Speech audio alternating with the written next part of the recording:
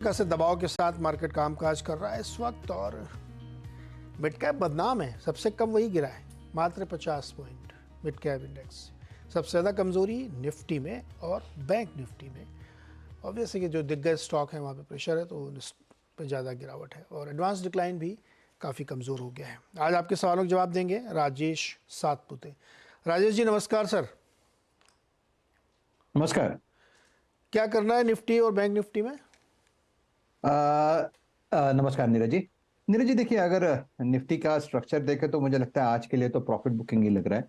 और हमने देखा निफ्टी में जो सबसे इंपॉर्टेंट लेवल था वो था करीबन 22,000 का। और 22,000 मुझे लगता है खुलने के बाद जो टूटा है, तो यहाँ पे इमीडिएट सपोर्ट अगर आप देखें तो 21,900 के आसपास है। 21,900 ये इसका 20 डीएमए है नीरज जी। अगर ये 21,900 का लेवल टूटता है तो फिर मुझे लगता है आज के लिए एक नई मंदी खुलेगी। प्रोबेबली वहां से 200-250 पॉइंट का पोजिशनल फॉल दिखेगा। तो आज के लिए सपोर्ट के तौर पे 21,900 को वॉच करें। वेयर एज 22,000 ये इसका शॉर्ट टर्म स्विंग के हिसाब से एक रेजिस्टेंस होगा, सप्लाई पॉइंट होगी। 21,900 नहीं टूटना चाहिए। अच्छा राजेश जी, एक ऐसे ही हाइपोथेटिकल क्वेश्चन, 23,000 जी। तक जा सकता है क्या ये इस महीने के अंत तक? निफ्टी हाँ। नीरज जी, जैसे मैंने कहा कि मैं वॉच करूंगा 21,800 का लेवल। ओके। मेरे हिसाब से अगर ये 21,800 डिसाइसिवली टूटता है हाँ तो फिर प्रोबेबली यहाँ पे मंदी होगी। देखिए, हम तो लेवल के खिलाड़ी हैं। हाँ। हमको लेवल टूटेगा तो हम टारगेट शुरू हो जाते हैं। मैंने इसीलिए गूगली थी क्या। नहीं। देखिए क्या है, देखिए अच्छा नहीं, आप। मुझे ये बताओ कौन सा लेवल क्रॉस होगा तो 23,000 जाएगा निफ्टी?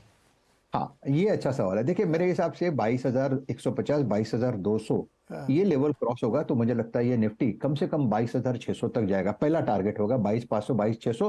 क्योंकि ये प्रोजेक्शंस दिखते हैं, हम लोग जो कैलकुलेशन करते हैं, स्टैटिस्टिकल कैलकुलेशन, तो हम लोग प्रोजेक्शंस पे जाते हैं, लेवल्स पे जाते हैं।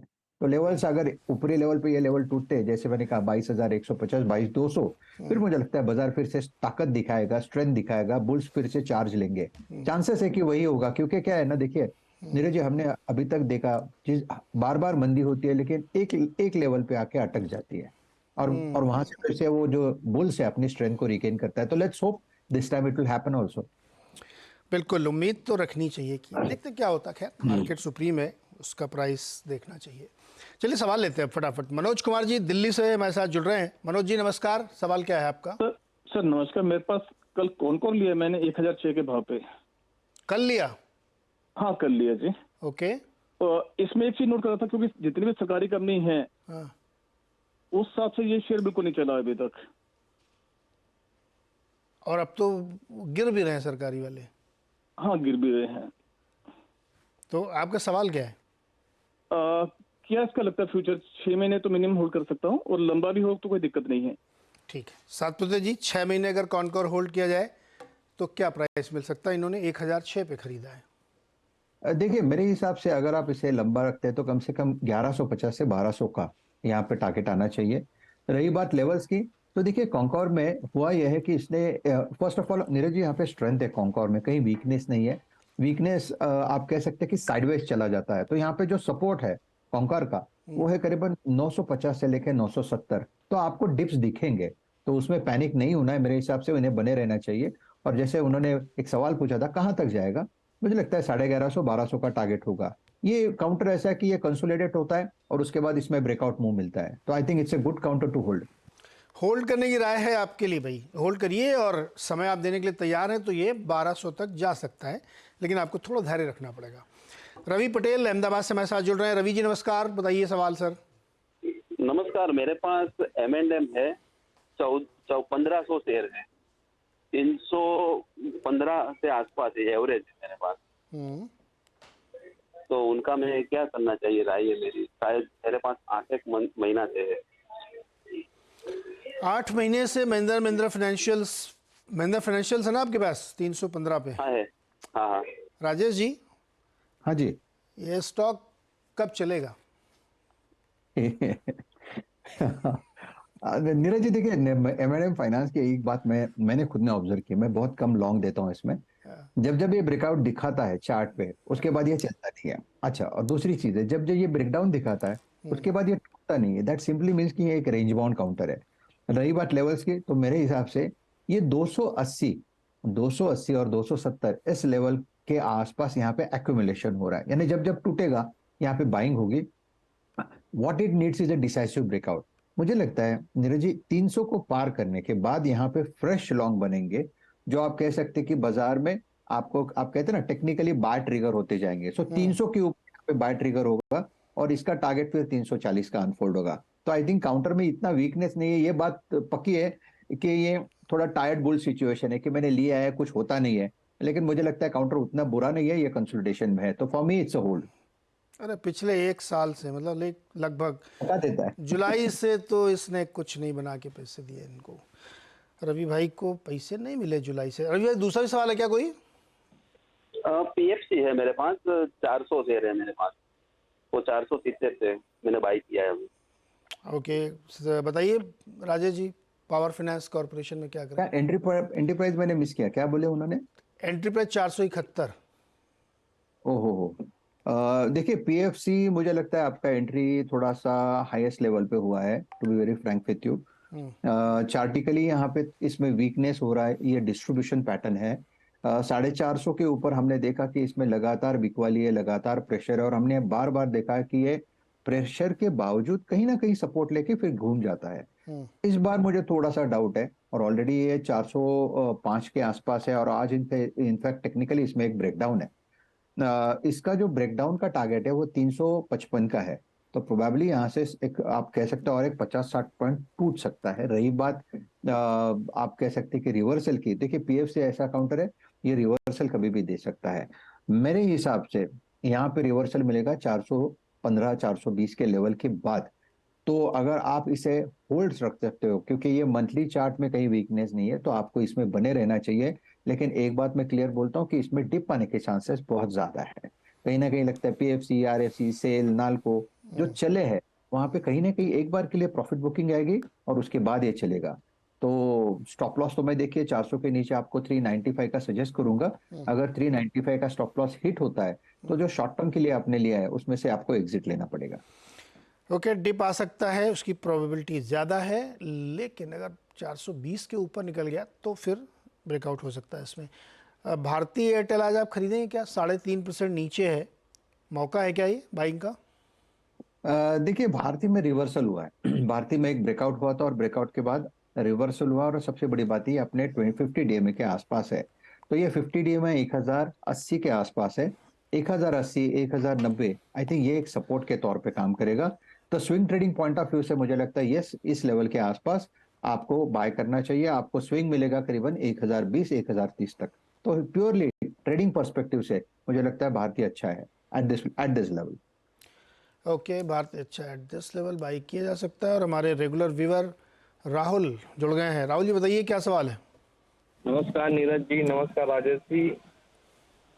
मेरा पास संवर्धन मदरसन के 890 शेयर हैं 78 रुपए के भाव पे, और मेरे पास shipping corporation of India 295 share हैं 101 रुपए के भाव पे। इस पे राय जानना है। बताइए राजेश जी। देखिए मदरसन, मुझे लगता है कि मदरसन की बात करें तो यहाँ पे मदरसन का जो सपोर्ट बनता है वो 110 के आसपास है। मुझे लगता है कि अगर आपके पास पोजीशन है तो बने रहे विद स्टॉप लॉस ऑफ 108। इसका जो टारगेट मैं देख रहा हूँ पोजिशनली प्रोबेबली अगले 6 महीने के लिए वो रहेगा करीबन 140 का। तो it's a buy for me, और अदर आप कह सकते हैं कि it's a buy and hold for me. और रही बात शिपिंग कॉर्पोरेशन ऑफ इंडिया की, मेरे हिसाब से जैसे मैंने कहा कि कहीं ना कहीं यहाँ पे गवर्नमेंट कंपनी जहाँ पे टेंट है, जहाँ पे कनेक्टेड है, वहां पे कहीं ना कहीं प्रॉफिट बुकिंग है।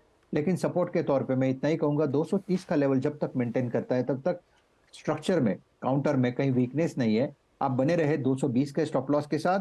260 का लेवल निकले तो फिर से ये 280 को चेस करने की या टेस्ट करने की कोशिश करेगा, जहां पे आपको एग्जिट लेना है।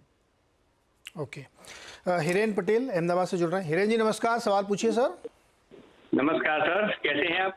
बहुत बढ़िया, आप कैसे हैं सर? सर हम आपके बहुत बड़े फैन हैं। अरे धन्यवाद सर, बताइए। सर मेरे पास जियो फाइनेंस के 4000 शेयर हैं। ओके सर 279.85 पे लिए हैं।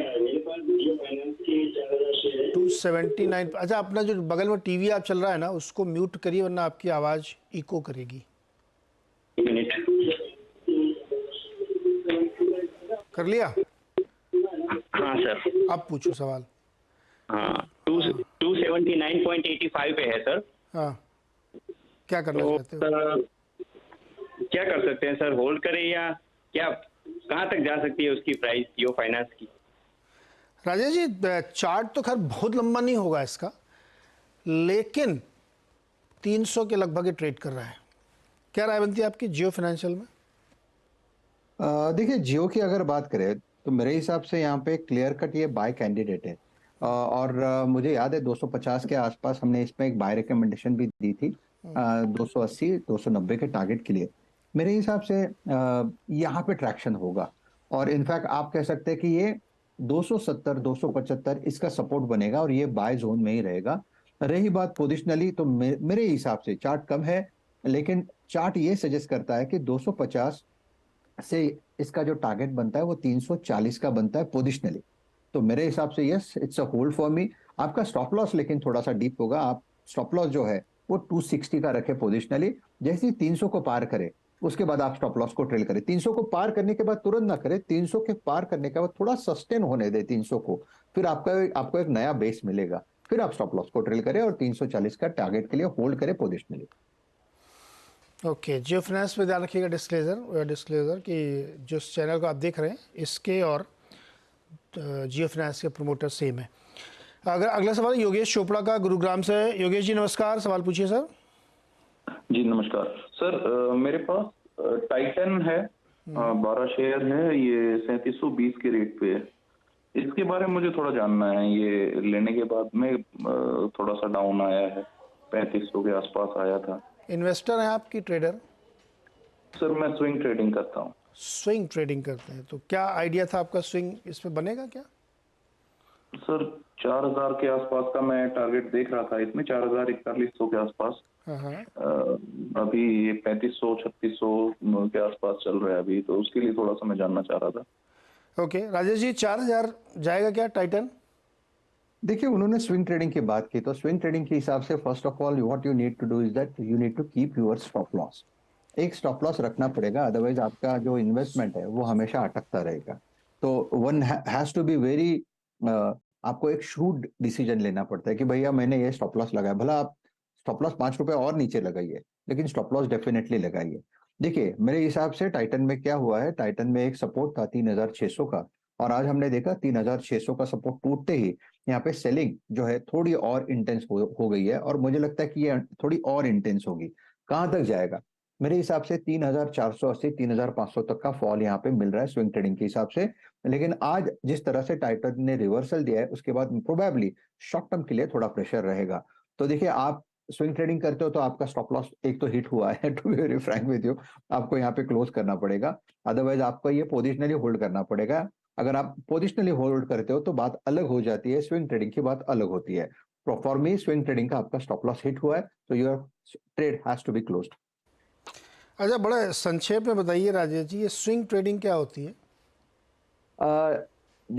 देखिए, स्विंग ट्रेडिंग ये होती है, स्विंग ट्रेडिंग में देखिए हम लोग ज्यादातर आर्ली चार्ट पे काम करते हैं। आर्ली चार्ट पे आपको स्विंग जब मिलते हैं, यानी जो आप टेक्निकल एनालिसिस करते हैं उनको आर्ली चार्ट पे जब बाय कॉल जनरेट होता है particular level, for example suppose कोई चीज 100 रुपए पे चल रही है, 101 का रेजिस्टेंस है, हमें दिख रहा है कि 100 मिलता है, ये स्विंग ट्रेड एक्टिव हो जाता है।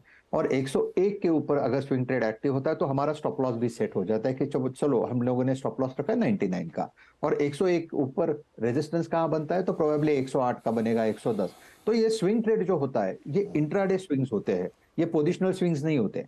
तो आपको जब स्विंग ट्रेड करना है तो that has to be purely on the basis of intraday only, जहां आपके प्राइस एंड वॉल्यूम आपको आर्ली चार्ट पे ट्रैक करने होते हैं। कोई लोग तो 5 मिनट का स्विंग भी पकड़ते हैं, कोई 15 मिनट का भी स्विंग पकड़ते हैं, लेकिन जनरली आर्ली चार्ट का अगर आप स्विंग पकड़ते हैं इंट्राडे तो थोड़ा सेफ्टी ज्यादा मिलती है। लेकिन एक बात है नीरज जी, स्विंग ट्रेड अगर आपको करना है तो ना कि टारगेट, मोस्टली होता क्या है, लोग टारगेट की तरफ ज्यादा ध्यान देते हैं लेकिन स्टॉप लॉस को निग्लेक्ट करते हैं। तो अगर स्टॉप लॉस हिट होता है तो आपको ये डिसीजन लेना पड़ता है, you have to be very shrewd, you have to be very clear कि भाई मेरा स्टॉप लॉस हिट हुआ है तो मुझे निकलना ही है, मुझे मेरा टारगेट है तो मुझे एग्जिट लेना ही है, उसको अपग्रेड नहीं करना है। That is what the swing trade is. एक बार आपने पैटर्न सेट किया, स्टॉप लॉस ये, टारगेट ये, दैट्स इट, उस पे अमल करना है। ओके, तो अगर स्विंग ट्रेडिंग आपने ली है तो स्टॉप लॉस ज़रूर लगाइए, और लगाइए तो उसका धार्मिक भाव से पालन भी करिए। अगला सवाल है प्रीति पटेल का, मेहसाना से। प्रीति जी नमस्ते, बताइए क्या सवाल है। सर एमबीसीसी के शेयर से 495 वन, और वेल्सपन लिविंग के है 1500 शेयर, और फर्स्ट सोर्स लिमिटेड के भी है 900 शेयर। आप इन्वेस्टर लग रही हैं मेरे को। हाँ सर, लॉन्ग टर्म के लिए। तो आपकी चिंता क्या है, पहले ये बताइए। 200 वो एमबीसीसी जाएगा 200 के तक, लौट और आया। वेल्सपन। हेलो। हाँ, कह रहा हूँ वहाँ से लौट आया फिर क्या। हाँ, जाके लौट आया। राजेश जी, एनबीसीसी 200 से लौट आया है, और इनके भाव से नीचे आ गया। देखिए एनबीसीसी की अगर बात करें नीरज जी, तो अगर आप चार्ट देखें तो आपने देखा है इसका रैली जो शुरू हुआ था वो करीबन 40-50 रुपए से शुरू हुआ था, और ये 200 तक वन वे चला। तो इट इज क्वाइट ऑब्वियस कहीं ना कहीं प्रॉफिट टेकिंग होगी। तो मेरे हिसाब से आपको एक एग्जिट लेना है 150-160 की ट्रेजेक्टरी में। एक ही दिन में एक झटके में आपको एक कुछ ना कुछ हो जाएगा, कुछ दिखा देगा, लेकिन ये होप है। This is what the experience है कि अभी तक जो देखा हमने, एक झटका मिल जाता है जहां पे, लेकिन होता यह है कि झटके मिलने के बाद लोग यहाँ पे बाय करेंगे, लेकिन आपको नहीं करना है, आपको एग्जिट लेना है। मेरे हिसाब से 160 के आसपास आपको एक अगर मूव मिलता है एनबीसीसी में, आप एग्जिट ले लो। काउंटर हेवी है, कहीं ना कहीं करेक्शन के आप कह सकते हैं कि करेक्शन आएगा और आप फंस सकते हो। तो मेरे हिसाब से this is an exit for me. Welspun की अगर बात करें, वेल्सपन इंटरप्राइजेस ना नीरज जी, वेल्सपन लिविंग, यस। या देखिए 324 के आसपास है, कल इसमें ब्रेकडाउन देखा गया है। वो इसका भी थोड़ा सा हश्र यही होगा कि मेरे हिसाब से ब्रेकडाउन के बाद ये टूटेगा 280 तक। तो आपको यहाँ पे नहीं नहीं नहीं, वेल्सपन लिविंग। ओके, 154 के आसपास हाँ, प्राइस है। देखिए yes। वेल्सपन लिविंग की अगर बात करें तो मेरे हिसाब से 145 इसके लिए इंपॉर्टेंट सपोर्ट है, 145 150 इस रेंज तक। मुझे लगता है कि ये जो रेंज अगर जब तक मेंटेन होता है तब तक कोई दिक्कत वाली बात नहीं है। सामने इसका टारगेट है 175 180, जहां पे आपको एग्जिट लेना है, प्रॉफिट टेकिंग करनी है। ओके, और एक तीसरा भी उन्होंने पूछा था, फर्स्ट सोर्स। फर्स्ट सोर्स 200 के आसपास है, राइट। उनकी एंट्री मैंने ठीक से सुनी नहीं, लेकिन फिर भी। प्रीति जी कितने में खरीदा फर्स्ट सोर्स? 208 में। 208 रुपए में। देखिए फर्स्ट सोर्स की अगर बात करें तो नीरज जी मेरे हिसाब से ये इंपॉर्टेंट रेजिस्टेंस पे खड़ा है। रही बात सपोर्ट की, मेरे हिसाब से 190 195 ये इसका सपोर्ट जोन है, लेकिन इसका जो रेजिस्टेंस है वो 225 के आसपास है, स्ट्रॉन्ग रेजिस्टेंस है। तो अगर आपको इस लेवल के आसपास मिले 220 225, तो एक बार के लिए प्रॉफिट टेकिंग कर लीजिए। स्टॉप लॉस मेंटेन करना है आपको 190 का। ओके राजेश जी, अंकित गौरव जी ने 22,000 वाला निफ्टी का कॉल लिया है 379 रुपए में, और अभी ये है 179 का। जी क्या करना है? और ये फरवरी के ही इनका अंत का है, वो कब क्या करना चाहिए इनको? देखिए मेरे हिसाब से, क्योंकि हम अगले हफ्ते एक्सपायरी में जा रहे हैं, आज थर्सडे है, कल फ्राइडे, तो हार्डली 5 दिन बचे हैं। और चार्ट देख के मुझे लगता नहीं कि ये 5 दिन में तुरंत इसमें बड़ा मूव आएगा, लेकिन वोलेटिलिटी भी ज्यादा है। अगर इसी रेंज में चौपी रहेगा तो आईवी जो डायरेक्ट इम्पैक्ट करता है प्रीमियम पे, तो मुझे लगता है कि वो प्रीमियम घटता जाएगा, क्योंकि आपका थीटा भी जाएगा, 5 दिन का तो थीटा रहेगा, तो वहां पे थीटा मार्क आएगा, और आईवी सिर्फ चौपीनेस में आपको दिखाते रहेगा, लेकिन आपको एग्जिट नहीं मिलेगी। तो I think it's a safe to think आप कि चलो यहाँ पे पुल बैक मिलता है, जैसे कि हम लोग देख रहे हैं कि 21,900 का सपोर्ट, अगर 21,900 के सपोर्ट से अगर पुल बैक मिलता है तो आपको एग्जिट लेना है, क्योंकि मेरे हिसाब से चार्टिकली और इवन एज ए ट्रेडर आपका स्टॉप लॉस हिट हुआ है। तो it's better to exit on rise rather than hoping for a profit. Okay, अच्छा एक साकेत जैन है, इन्होंने, ये स्विट्जरलैंड में रहते हैं, इन्होंने एक ट्विटर पे अपना सवाल भेजा है। कोपरान के शेयर है इनके पास 1350 242 के प्राइस पे, होल्ड करें या प्रॉफिट बुक करें? दिखाइए जरा कोपरान क्या चल रहा है इस समय। 222 ना, 261 चल रहा है, इन्होंने 242 पे लिया है। 242 पे। देखिए नीरज जी मेरे हिसाब से कोपरान का चार्ट अच्छा है। चार्ट अच्छा इसलिए है कि ये एक साइडवेज ट्रेड में है, अभी फिलहाल ये मीडियन पे है, रेंज क्या है, 250 लोअर साइड पे है और करीबन 290 ऑन हायर साइड, और जो मीडियन सपोर्ट है वो करीबन 260 के आसपास है। तो आप कह सकते हैं कि लोअर एज के आसपास ये बैठा है। तो at this level I think it's A clearly hold for मी। आपको ब्रेकआउट की जो बात हो रही है वो 290 300, अगर इस लेवल के ऊपर कोपरान चला जाता है फिर मुझे लगता है पोजिशनली मीन्स अगले 6 महीने में यही कोपरान आपको 340 350 का लेवल दिखाएगा। But yes, for me this is clearly a buy and hold kind of a candidate. अच्छा, ग्रासिम का चार्ट देखिए, ग्रासिम इस समय 2.5% नीचे है। सुबह ऊपर था, फिर नीचे आया है और तेजी से नीचे गिरा है। 2141 पे इसका फ्यूचर्स का प्राइस है। क्या इसको इस वक्त बेच देना चाहिए और गिरेगा ये क्या? चांसेस है कि ग्रासिम में थोड़ा सेलिंग बढ़ेगी। रीजन मैं बता, ग्रासिम ने आज एक ब्रेकआउट देने की कोशिश की। ब्रेकआउट का लेवल था 2215, 2215 के ऊपर खुला, 2215 के ऊपर थोड़ा सस्टेन और उसके बाद ये रिवर्सल हुआ। अगर आप देखें तो ओपन इंटरेस्ट 5% जंप है, price is down by 2.65%। At the same time technically it's a bull trap. तो प्रोबेबली आप कह सकते हैं कि ये 2100 2140 ये इसका क्लस्टर है सपोर्ट का। अगर इस सपोर्ट का के नीचे ग्रासिम टूटता है तो फिर मुझे लगता है थोड़ा, मुझे लगता है पेन बढ़ेगा। तो प्रोबेबली 2040 2050 का भी लेवल आप देख पाओगे। तो मेरा कहना यह है कि देखिए आज तो न्यूज़ है, आज थोड़ा वोलेटिलिटी है। अगर किसी ने लिया है और ऊपर के भाव में आपको एक स्विंग मिलेगा इंट्राडे, क्योंकि स्लाइटली ओवरसोल्ड है, तो इसमें से निकल जाइए। मुझे लगता है this is a sell on news वाला काउंटर हो गया आज के लिए। तो for me this is a bull trap, one needs to be cautious.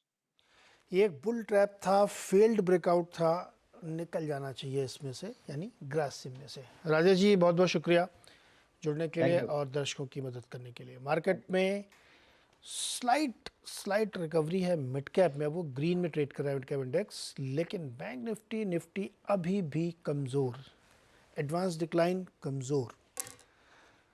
3 गिरने वालों के सामने 2 बढ़ने वाले शेयर्स हैं। देखो कोशिश कर रहा है ग्रीन लाइन ऊपर जाने की, देखते क्या होता है। छोटा सा एक ब्रेक लेते हैं, ब्रेक के बाद देखिए आप खिलाड़ी नंबर 1।